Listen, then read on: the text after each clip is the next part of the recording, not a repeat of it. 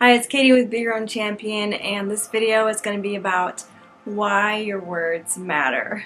This may sound kind of oversimplified, and you may be thinking, well, of course my words matter, but I want to focus more on the deliverance and specific word choices.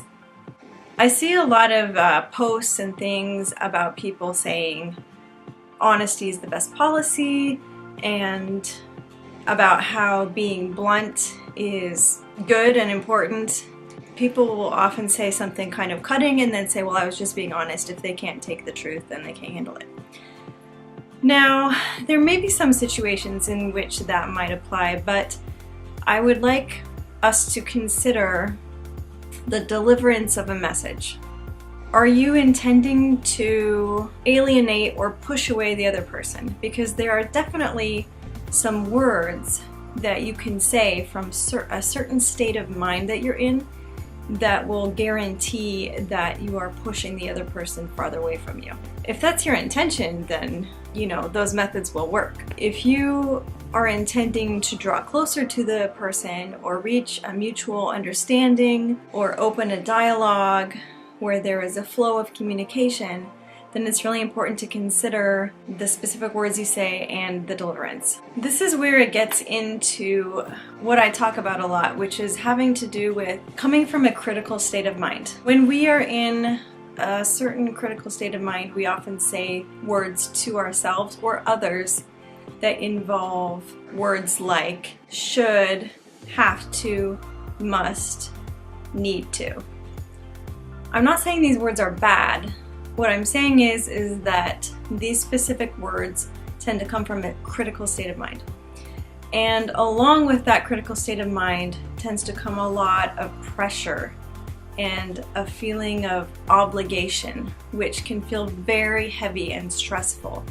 And this causes a lot of stress to other people and also to ourselves when we use that language with ourselves. I would ask you to consider maybe replacing those words with words like you might, you could, you might consider, you might think about, those kind of things. They're much more open and not critical, and they also allow for the other person to make their own decision about it without feeling pressure or a sense of some sort of impending criticism.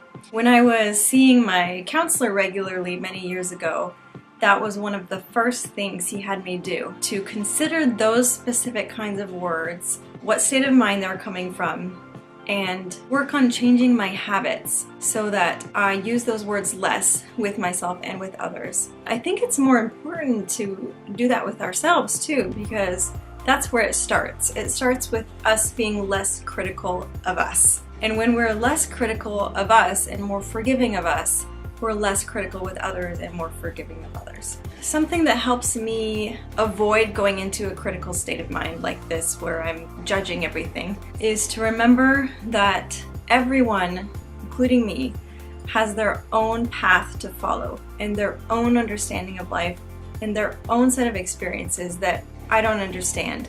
It's important to allow for that in other people and to respect that they are living their own lives and making decisions in the best way that they know how to do for them. A disclaimer, as I've talked about before, if someone is using their personal agency to harm you or others, that's another story, and that's where boundaries come in. And I have filmed several other videos on that if you want to look at those. Another state of mind that we often come at people with is a sort of patronizing parental state, where somewhere in the recesses of our mind we are viewing them as less experienced or knowledgeable or less mature than we are on a certain topic or whatever it is. And we tend to say things that may patronize or belittle them. Some examples are phrases that come from a place where you are assuming that you understand how the other person feels. Such as, I know exactly how you feel because blah blah blah. Then you go on to tell them why you understand how they feel.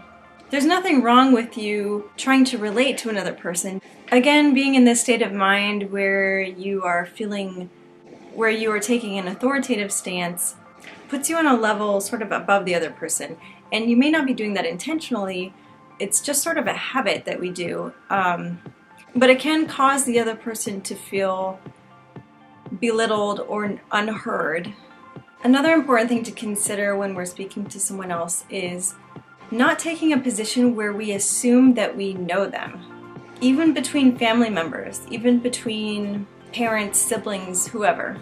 Another phrase that's really invalidating and potentially hurtful to other people is when you say something like, "Oh, get over it." That is completely dismissive of the other person's struggles. It's assuming that whatever they're going through is something minimal that they can just brush aside. The fact is that we don't know for sure exactly how it feels for other people when they're going through things. And it's important to be clear in our communication. And I'm not saying to tiptoe around other people or feel like you have to walk on eggshells, but just be mindful of the words that you're using and of how they could come across to another individual. Also think to yourself about how you would want someone speaking to you. I feel like this video could be really long because there are so many examples and situations, and I could use some of my own, but I would rather not use specific ones. I'm sure you can think of some either that have happened to you or from your end. So again, it's not about tiptoeing around other people, it's about strategy and compassion. When we're communicating, we want to use the most effective methods and words that we can. And sometimes this takes practice because we've learned some unhealthy habits or some phrases that might not be so effective. Also, of course, on the other end of the spectrum, there is the angle of not taking things personally.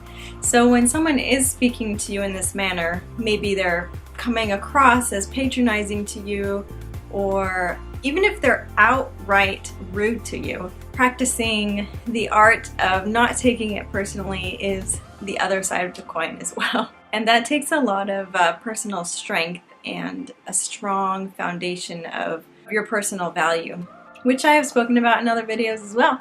And I am still practicing this on a daily basis myself. Those are my thoughts for communication and words.